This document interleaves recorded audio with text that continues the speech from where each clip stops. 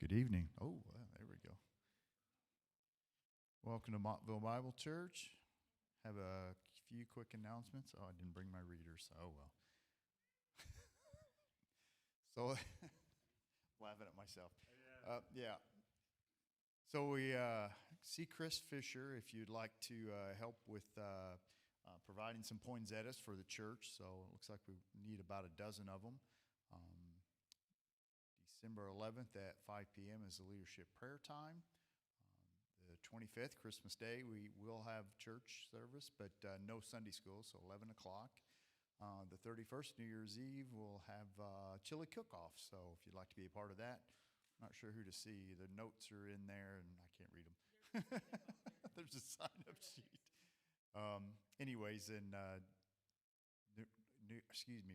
New Year's Day, normal Sunday schedule, and then the Lord's Table, 6 p.m. on New Year's Day. So I'd like to open with a word of prayer. Heavenly Father, we just thank you so much for this time to study your word and just worship you, Lord. Please prepare our hearts and minds for what you want us to learn this evening, Lord, and pray that we would apply it to our lives. In Jesus' name I pray. Amen.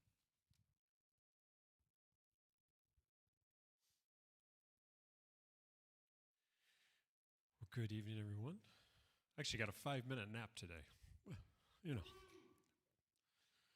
I was thinking about an hour, but I might as well gone to bed if I would have done that. So, all right. We all set in the video world? Sure. All righty. You guys are comfortable, so stay comfortable.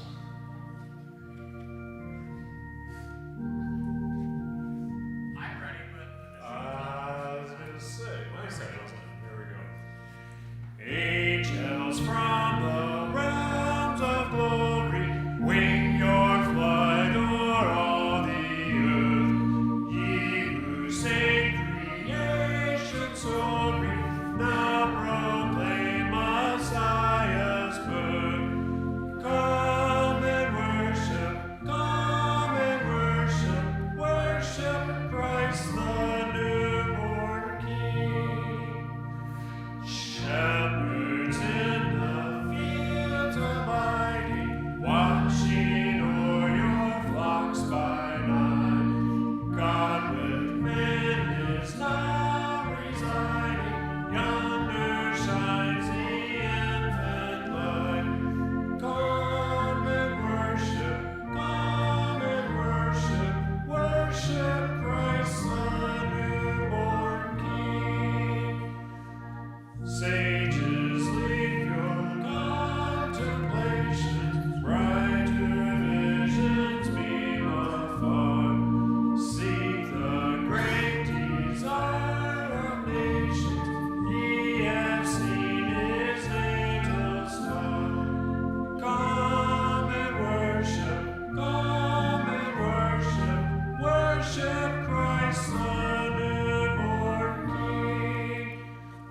Saints before the altar bending, watching long in hope and fear. Suddenly the Lord descending in his temple shall appear.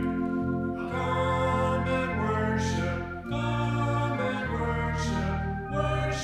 Christ the newborn King.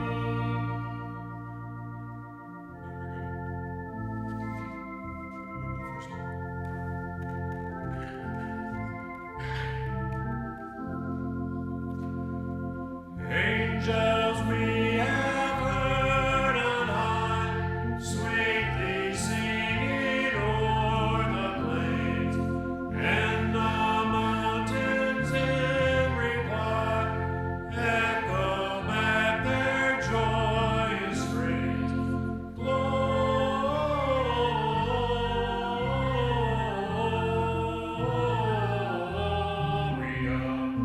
in excelsis Deo.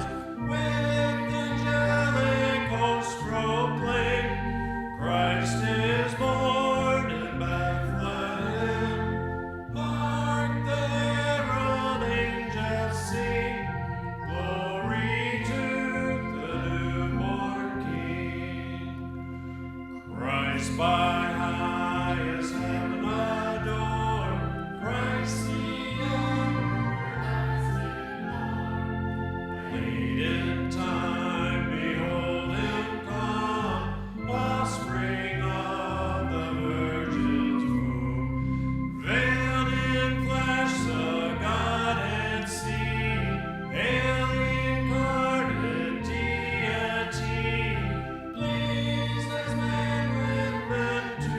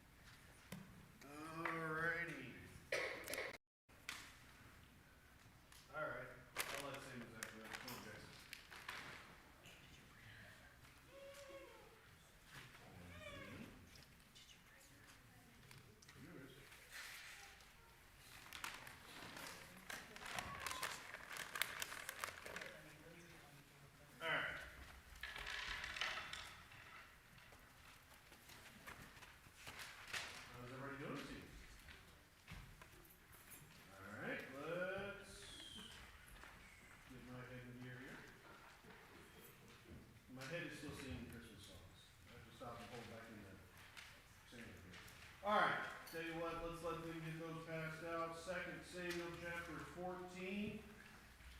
All right. Do we remember what son of David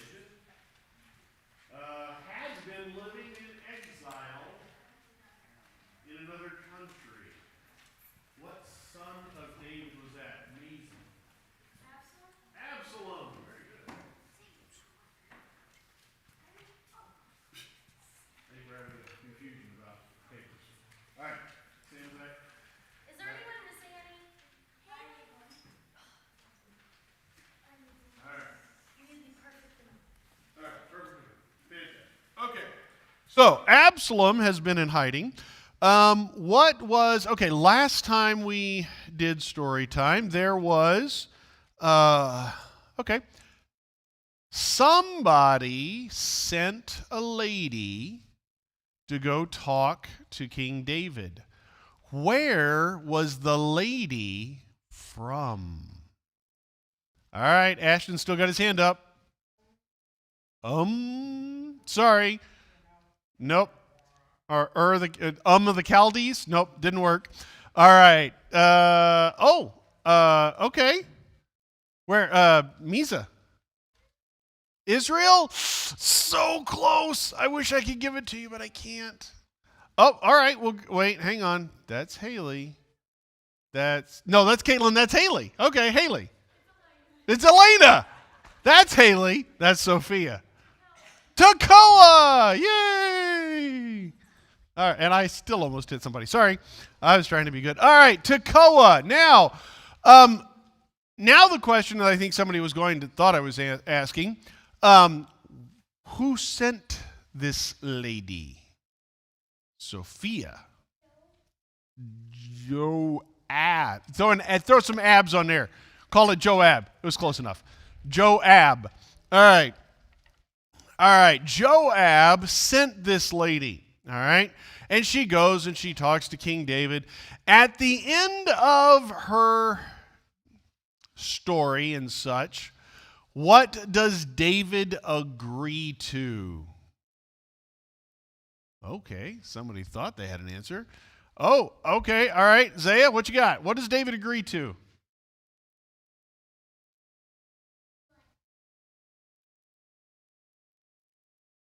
Yes, that's exactly what he agreed to. Fantastic. I'm going to come over here because I don't want to hit, people in the head. Okay. All right. Lori, that's her name. I was trying to say I don't want to hit Lori in the head, but then I couldn't think of Lori's name, and then I thought of Lori's name. So, yeah, Mrs. Nick. I was trying not to do that. It seems wrong. Okay, so, all right, yes. At the end of that conversation, David allows. Now, here's a question, and I don't know that we really made it real clear. Was David excited about this, or do you think this was grudging? I saw Mr. David's hand. It was grudging, yes. So I got the special stuff for Mr. David. It doesn't fly straight, but it's good stuff. All right. So David grudgingly agrees. What was the restriction that he put on Absalom? Silas, do you know? Okay. Ashton? Okay, house arrest. You can come, but you can't. Oh, goodness, we got some violence going on back there. Okay. But you can't come to see me. You can just stay in your place on the outskirts of Jerusalem. All right. So he allows Absalom to return. Who did Absalom kill? Moses? David's other son. Yes, this is true. Who was also he was brother. Very good, yes. Why are we waving at me? I don't understand. Huh? Oh, you wanted to give a name? Okay, what was the name? Amnon. Okay, fine. All right, I'll give him a candy for that. Amnon. You notice I didn't ask for the name because off the top of my head I wasn't remembering it. You can learn a lot by what a guy asks, the questions I ask, okay? Okay, so, yes, off the top of my head I was not remembering, but yes, Amnon was murdered by Absalom. Now, let's see what happens. Because here we have, okay, kids, this is probably a scenario that has played out in your house at some point in time. Okay? Two siblings are fighting. One gets mad and does something mean to the other one.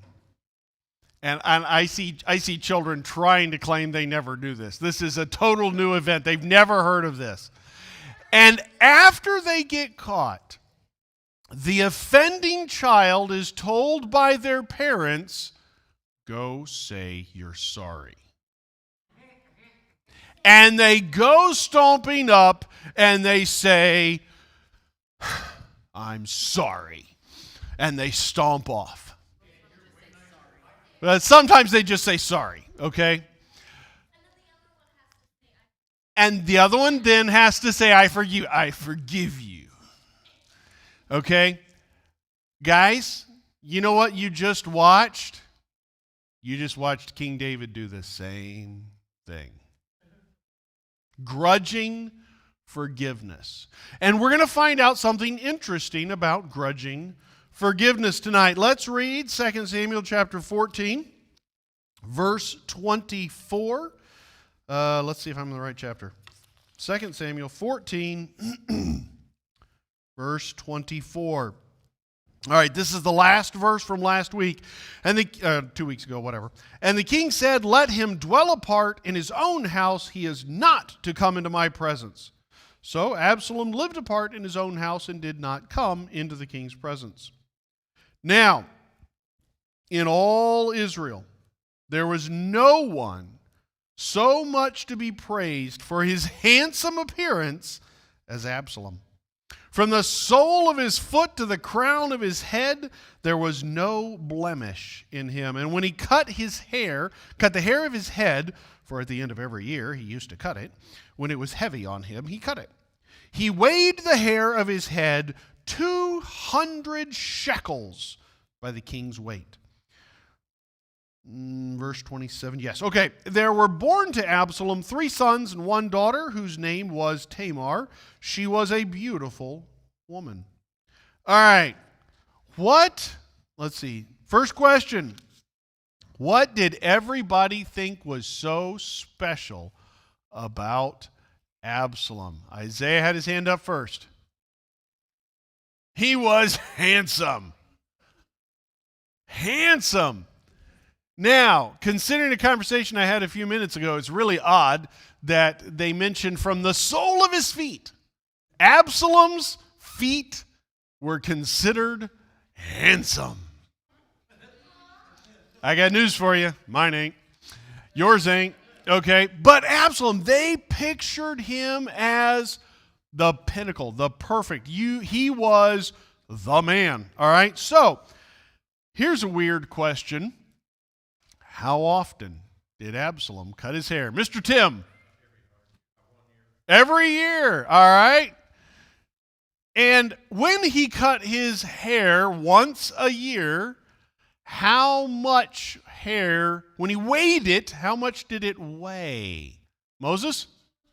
200 shekels. Now, we have a rough estimate on that as roughly, from what I read, and I have no personal guarantee on this, 6 pounds of hair. Absalom, according to biblical records and conversions, he would grow 6 pounds of hair in a year. Haley, what's your question? You're 5 pounds? Okay. There's a difference of what a king shekel weighed. There was differences. 5 to 6 pounds of hair a year. Now, you'll find out later about that hair. That hair will actually come into play later in the story. Believe it or not. You'll find out. Sit down. All right, so now he cuts his hair once a year. He is thought of as amazing. Now, here's a question. Reach way, way, way back. What was it that God said when Samuel went to anoint David? What was it that God said, I care more about? Ashton, lost your name. Very good. He says, God looks on the heart. Now, everybody was focused. When Saul was anointed king, he was head and shoulders above the rest. He was a strong, powerful presence. And everybody said, that guy looks like a king. And then God sent Samuel to go anoint David because Saul had done messed it all up. And Samuel goes and he's like, oh, Eli, he's got to be it. God says, no, not him. Oh, this one. No, not that one. No, not that one. Not. And he gets Eliab, not Eli. Anyhow, he gets all the way down the line. Finally, they have to go get David out of the sheep pen. And God says, I look on the heart. I care about the inside. So here you have Israel taking notice of the outside of Absalom.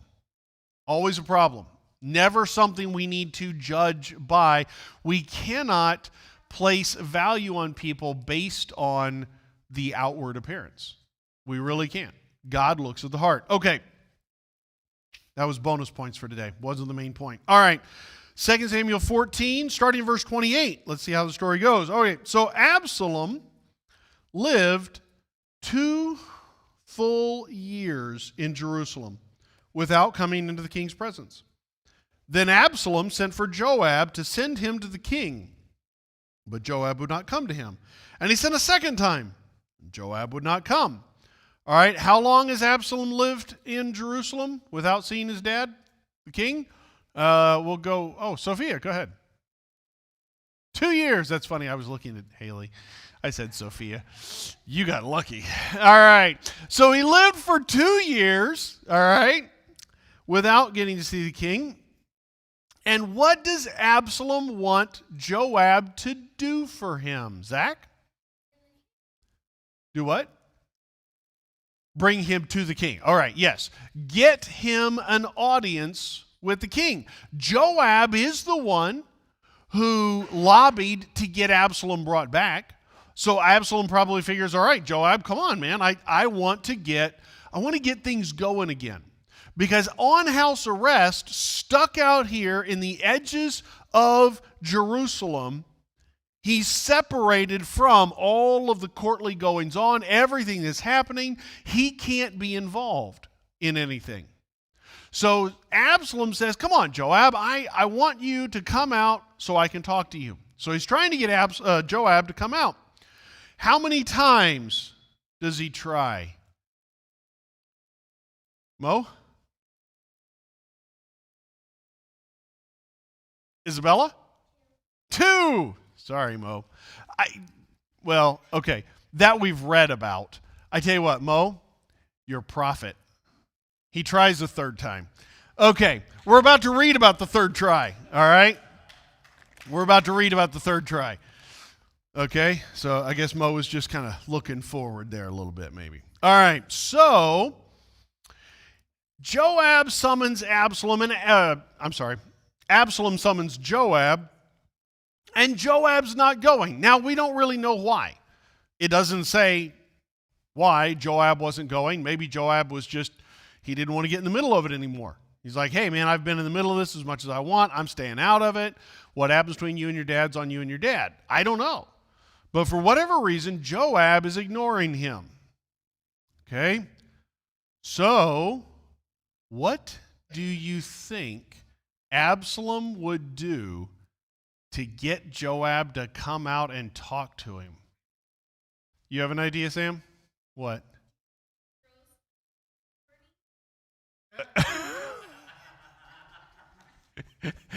You ain't right. You ain't right.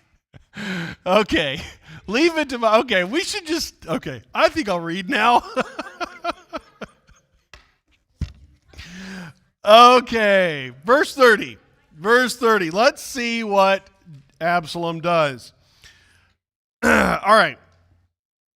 Then he said to his servants, this is Absalom talking, see, Joab's field is next to mine, and he has barley there.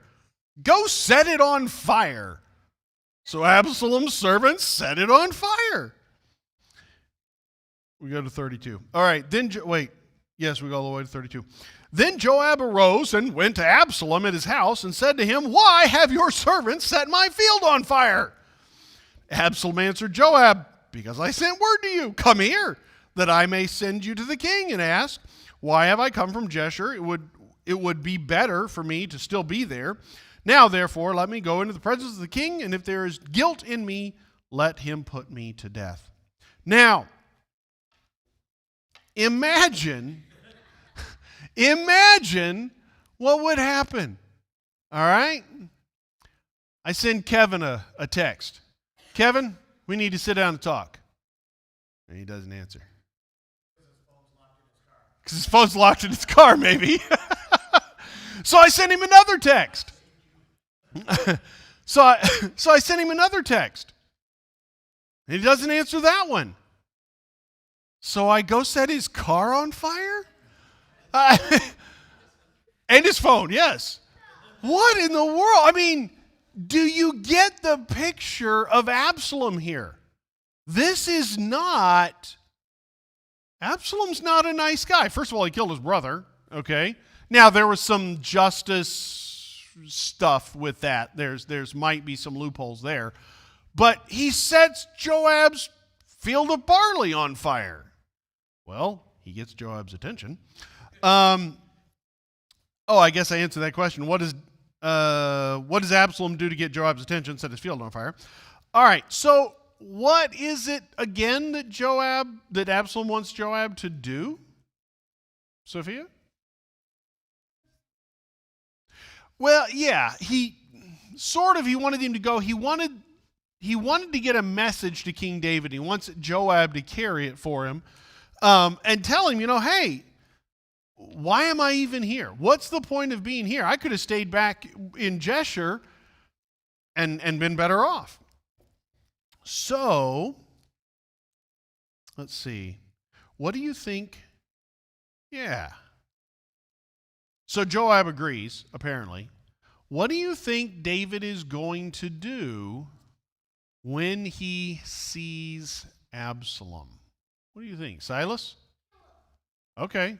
Silas says David's going to kill him. All right? Mr. David, what do you think? So without reading ahead, knowing David's history, I'm hoping he'll have his head threaded on right. Okay. David's voting for actual forgiveness. Silas is voting for not forgiveness. Death. Ashton? Grudging. Ashton's going with grudging forgiveness. All right. That's so Haley. Okay, she's going to forgive him. All right. Sam? What? Oh, Sam thinks he's going to send him back there. Okay. Well, let's see. All right. He says he wants him to go. Now, Absalom makes an interesting comment. All right. And it tells us some of what Absalom is looking for. Look at the end of verse 32. Now, therefore, let me go into the presence of the king, and if there is guilt in me, let him put me to death. Okay? Absalom, in asking to go see King David, he's actually asking for the finish of his trial. Basically, he has been put on house arrest without any actual kingly judgment being handed down. David is just kind of, I'm not dealing with you. David is continuing to ignore the situation. And Absalom says, you know what? Just let me go to the king and face the charges, and if he says I'm guilty, then fine, he can put me to death. So we're going to see what David does. So we pick up in verse 33. Then Joab went to the king and told him, and he summoned Absalom. So he came to the king and bowed himself on his face to the ground before the king, and the king kissed Absalom. Now, while that makes no sense to most of us culturally, this was David offering judicial forgiveness.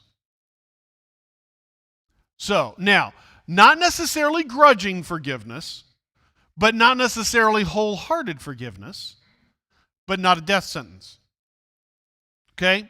So he offers him this judicial forgiveness. Now, do you think Absalom really got that? Do you think he understood? He did. He understood the depth of what his dad was doing. He saw the grudging forgiveness. He saw what wasn't being done. David sinned with Bathsheba. David had Uriah murdered. David did face consequences, but then God restored him. Now, God said there will be consequences, and those consequences will continue. But God restored that relationship with David. And now David is saying, fine, you've backed me into a corner. I will give you legal forgiveness for what you did. I will allow you back into the court circles so that you can, be involved in court stuff. But there doesn't seem to have been, as we continue reading, we'll see there is still a lack of a relationship between David and Absalom. Now, we continue on as we see the rest of this. We get to see more and more the deception and the sneakiness of Absalom. Okay? Chapter 15, verse 1. After this, Absalom got himself a chariot and horses and 50 men to run before him. And Absalom used to rise early and stand beside the way of the gate. And when any man had a dispute to come before the king for judgment, Absalom would call to him and say, "From what city are you?" And he said to him, and when he said, "Your servant is of such and such a tribe in Israel," Absalom would say to him, "See, your claims are good and right, but there is no man designated by the king to hear you." Why did Absalom get a chariot and 50 men? Anybody know why he would have done that? Zach? Okay, interesting idea. Not officially the right answer, though. Nice try. Silas? No, he's not going to war. Mr. Myron?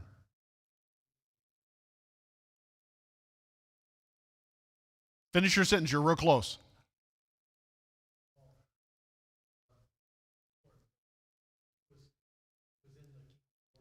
He was putting out the image, I am royalty. Yes, I have power, I have prestige, I am making myself look important.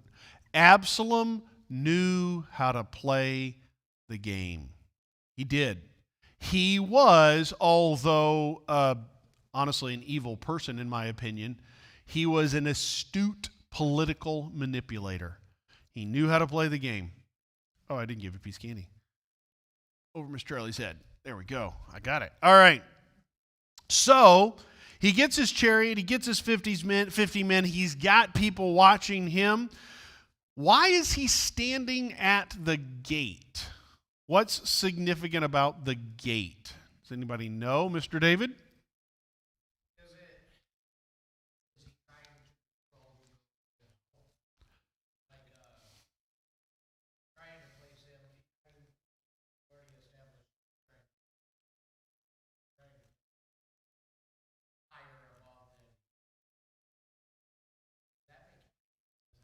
I think I get what you're saying, and I think you're on the right track. Absalom, well, that was sad. That was really sad. Wow. Okay.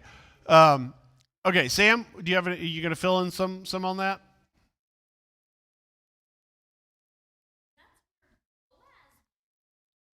Good memory. Good memory. Okay. A lot of times political things, judicial things were done near the gate of the city. You would approach the gate of the city and there would be elders there, there would be government officials there to control things. Now, you have that, plus you have some of what he's saying. He is, and make sure I didn't make a question of this. Okay, yes. Absalom is technically intercepting people that were headed for King David. They're coming into the city intending to go talk to David and take their court to their case to David. And Absalom says, no, wait. No, where are you from? Oh, you're from Sturgis. No, David doesn't have anybody to take care of cases in Sturgis. You know, that's a real shame. He's intercepting them before they ever get that chance to go talk to David. He's building himself up. Now, does Absalom offer fair judgment when he talks to these people? Silas? Try again. No, yes, great answer. Got to be nice every once in a while. No, okay. How do we know he doesn't give fair judgments on these cases? That's a tougher one to think about, but think about it for just a second. With what we read, how do we know he wasn't giving fair judgment? I think Charlie's got an answer. Okay, he doesn't have the power to do it. Okay, that's actually a very valid point. He doesn't have the power. Ashton?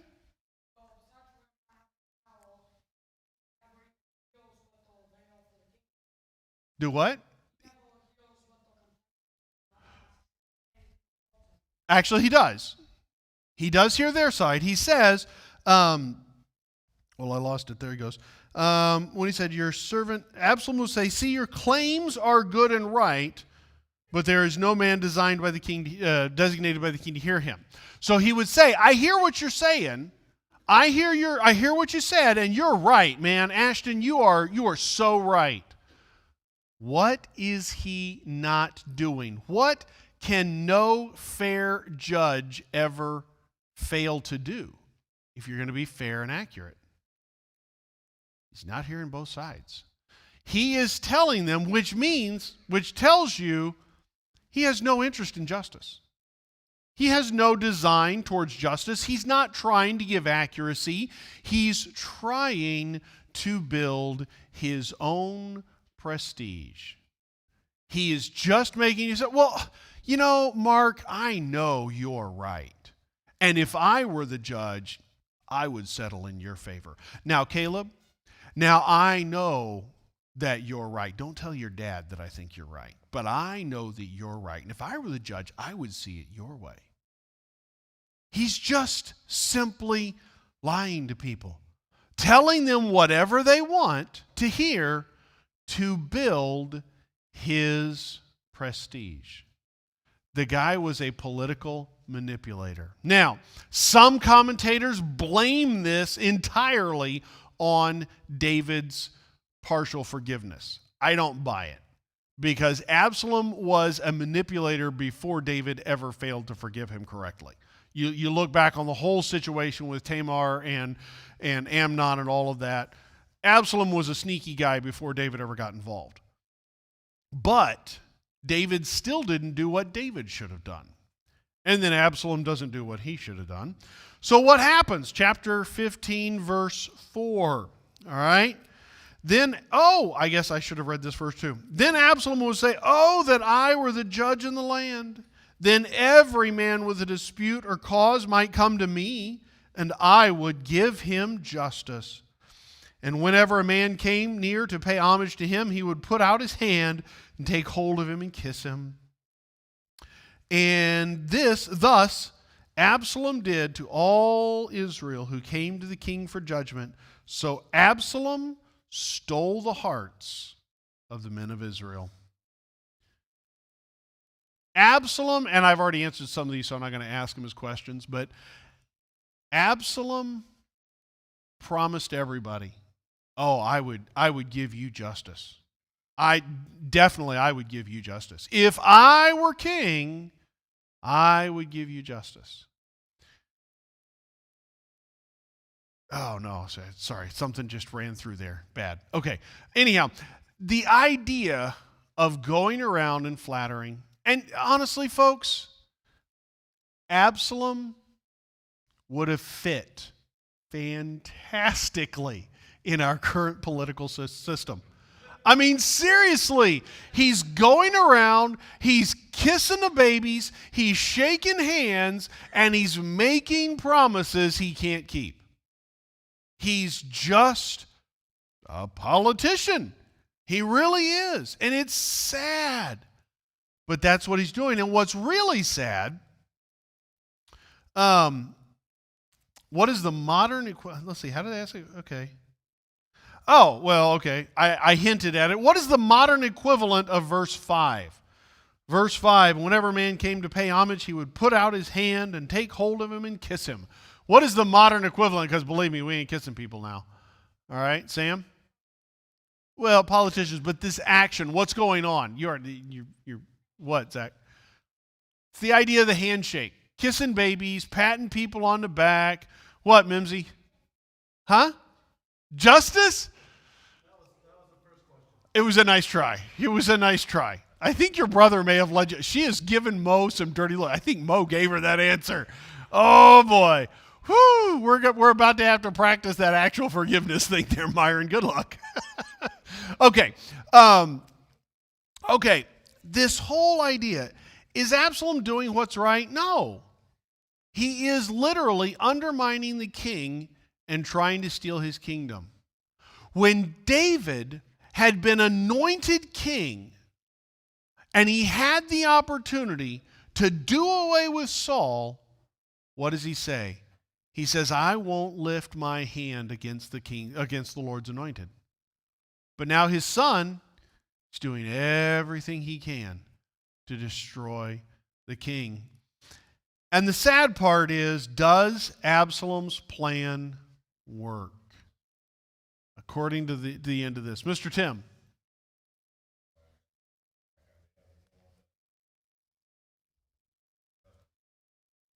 Okay. Mr. Tim's vote is it doesn't work because it's not actually accomplishing what he says he's going to accomplish. But does it work in gaining him status? Mimi? Yes. Very good. You didn't listen to your brother that time, did you? No. All right. You saved yourself giving him the right answer this time. All right. It works because there in verse 6, I guess it is, should be, it says, and Absalom stole the hearts of the men of Israel. Folks, there's a couple of things we need to learn here, a couple of things we need to consider. Kids, especially, you need to start thinking this now. Just because people promise you things and give you things does not make them your friend. It really doesn't. Absalom is lying to people. He is gaining political status. He's making himself look good. And the sad part is it's working. People are not looking past their desires. You know, if I bring my case to Charlie and I tell Charlie and Charlie says, you know what, man, you are absolutely right, I should look at him and say, really? How do you know? You haven't talked to the other guy yet. Charlie cannot know for sure if I'm right until he's talked to Mark and know what my problem is with Mark. Folks, a couple of things to remember here. We have to be careful about that. You know, Charlie's my friend. Charlie tells me, well, you know, now that Kevin guy, he did me wrong. And I immediately think, well, you know, Charlie's my friend, so obviously Charlie's right. No, I do need to know what Kevin said or what Kevin did. Maybe it was all Charlie. Maybe my friend is a mean person. I don't know. But, no, don't agree. You weren't supposed to agree with that. You were not getting candy for that answer. Okay. Kids, especially though, and adults, we need to consider that. We cannot expect justice to come from one side of the story. Now, the other thing that we look at that, we understand in this situation, David only forgave Absalom when he was forced into it. And Absalom knew that. There's a relationship between a father and a son. And now, on the judicial side of things, this is a strange one, and I'm still not sure how the actual legal side of that should have been handled. Because honestly, it was all hazy as to whether Absalom was right to kill his brother Amnon or not. It's kind of a hazy one. On a judicial side, I don't know. On a spiritual side and a fatherly side, David needed to forgive his son. And we look at that and we say, how? How could a father forgive murdering his other son? And yet God forgave us. Everything.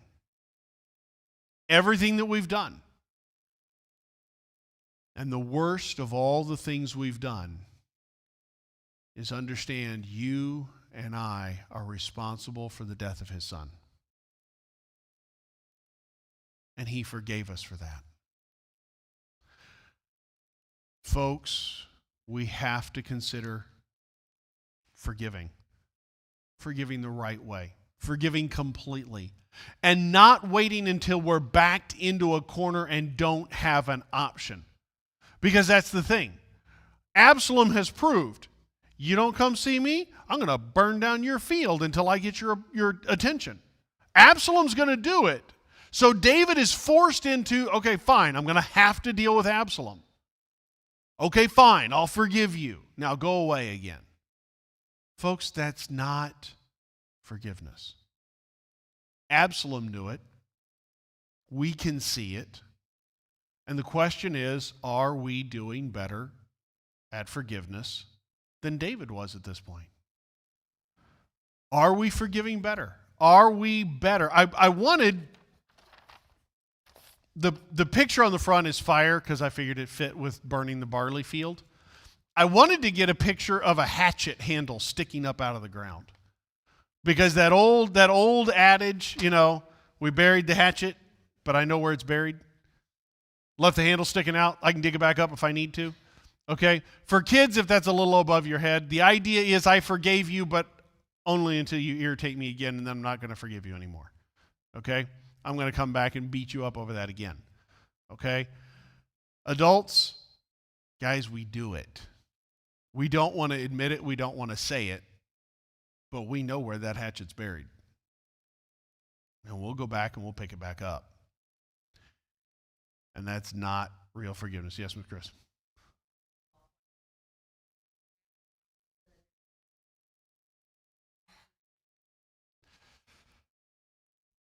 I'll tell you about half of the commentators think he would have been.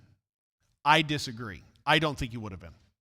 Because again, you see Absalom's deception and manipulation before David was supposed. Now, the other thing is, go ahead. You also kind of see a very shallow individual, even in his relationship with the Lord, where the king does this and I will serve the Lord. Well, he doesn't see this, I guess.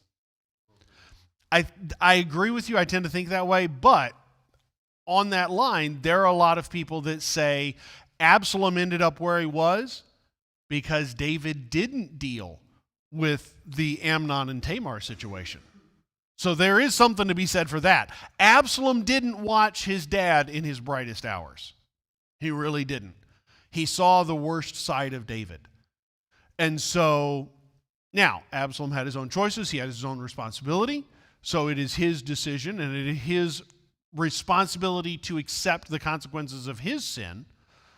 But he did watch David not handle things the way David should have. So it's maybe Maybe it would have been better, maybe not. I think it might have been a little better, but I think Absalom was just a sneaky, irritating person. I just don't like Absalom. I've mentioned that before, I think. But anyhow, never have liked Absalom. Yes.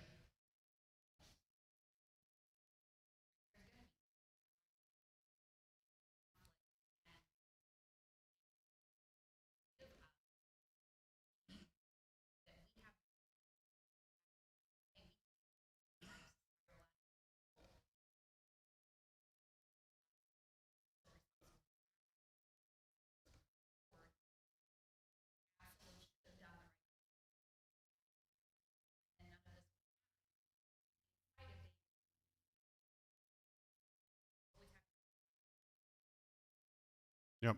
Where you're at, because again, as we've said lots of times, you are responsible for you. Your reaction, your actions.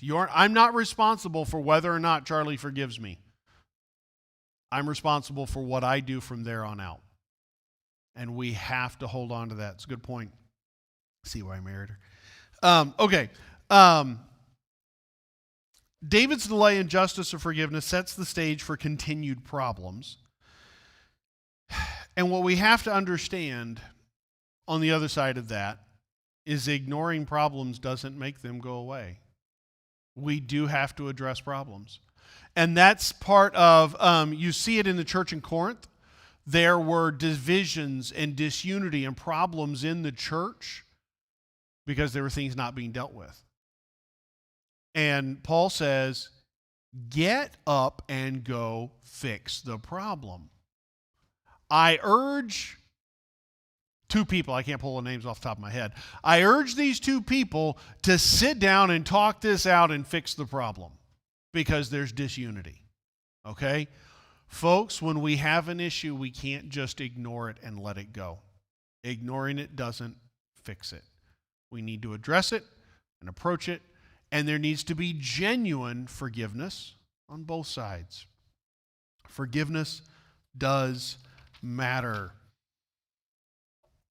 Galatians chapter 6, verse 1, our memory verse. Okay? Brothers, if anyone is caught in any transgression, you who are spiritual should restore him in a spirit of gentleness. Keep watch on yourselves lest you be tempted. Big, long verse. But the idea is David knew his son was in sin. He knew his son was wrong. And instead of trying to restore him, he gives grudging forgiveness. Folks, if there is, like I said, if there is an issue and you have a problem between you and somebody else, you need to deal with it with this intent, to restore them, to help them, to harsh word to use, fix them. Just go at it carefully. Don't walk up and say, I'm going to fix you now. That generally doesn't work, okay? But approaching someone with, buddy, you hurt me, and I disagree with what you did. Let me help you understand that, and let me help you not do that again to somebody else. Restoring them to fellowship. All right? We will continue on and find out how the story between Absalom and David plays out. What's your question, Zach?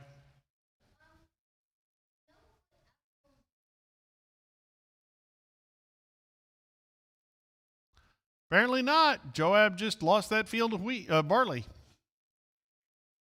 Yep. Ms. Renee, did you have your hand up?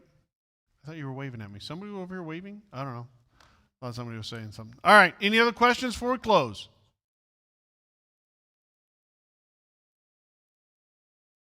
All right. Mr. Charlie, would you close us in prayer?